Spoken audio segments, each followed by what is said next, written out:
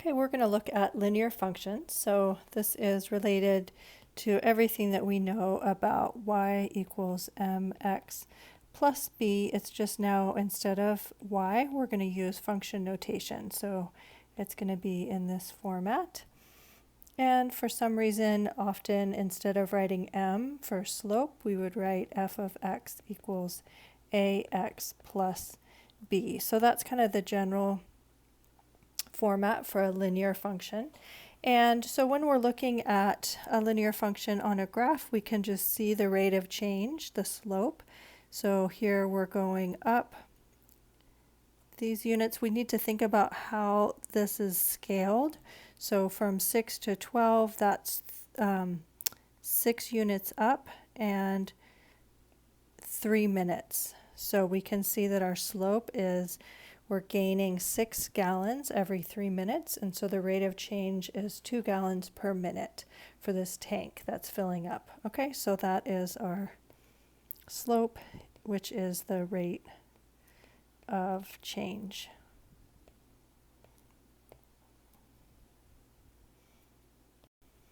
All right, so here if we have a rate of change of 7, that is the A, and the initial value, that is the b. So we would put those together and we would get that our function is f of x is equal to 7x minus 5. And we can be given the information that we need from a table. So express the rate of change f, so that's a matter of slope. Okay, let's just choose some points here. So 0, 8. There's an x and a y from that first point, and 2, 11. There's an x and a y from the second point. And so slope is the change in y's divided by the changes in x's. So our slope would be, let's see, 11 minus 8 over 2 minus 0, which is 3 over 2. Okay, so there's the slope, and that is the rate of change. Okay, good. And now we need to write this in the format of a linear function. And our initial value is actually given here, because when x is 0, the y value, the output is 8. And so b is 8, and a, we just found the rate of change to be 3/2. So our function would be f of x is equal to 3/2 x plus 8. All right, in this one we're given the graph, and so we have our initial value here is, it looks like we're counting by halves because this is 1, so we'd be up at 2. So b is equal to 2, and now we need to find a, which is the slope.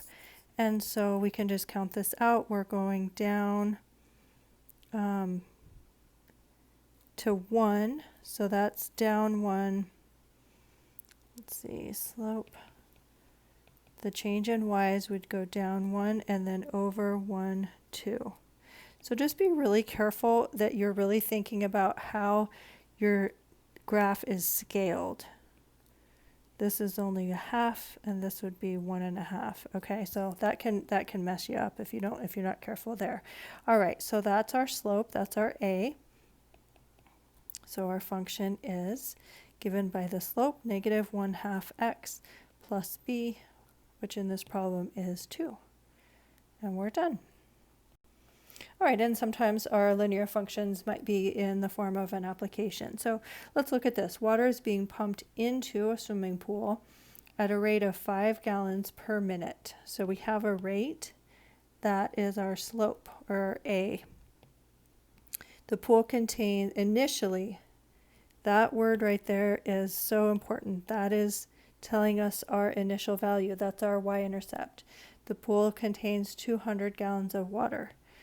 So write a linear function v that models the volume.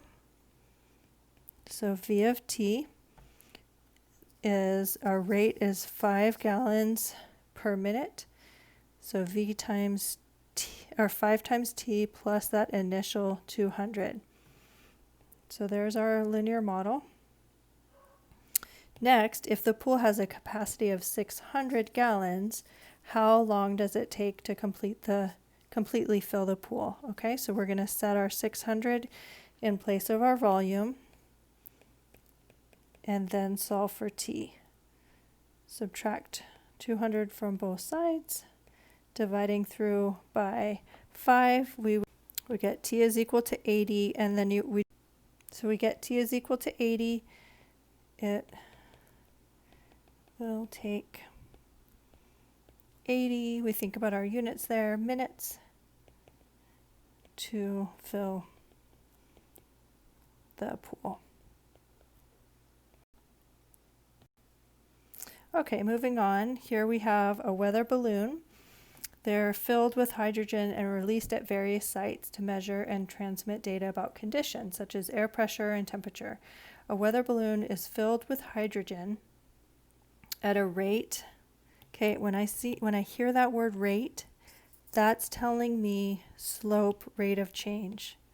Okay, so A, and that is our slope, rate of change. Okay. I didn't give myself room here. Let's just scoot this down. Okay, so A is 0.5. And the units there are cubic feet per second.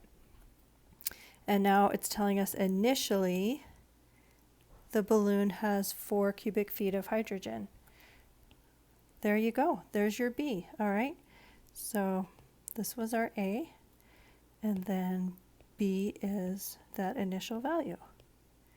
Okay, so our volume is the rate, 0.5 times T plus the initial value. And if 21 cubic feet, that goes in for volume. And then we just solve our problem, figure out how long it takes to fill the balloon. I'll give you a minute to work that out. Go ahead and pause.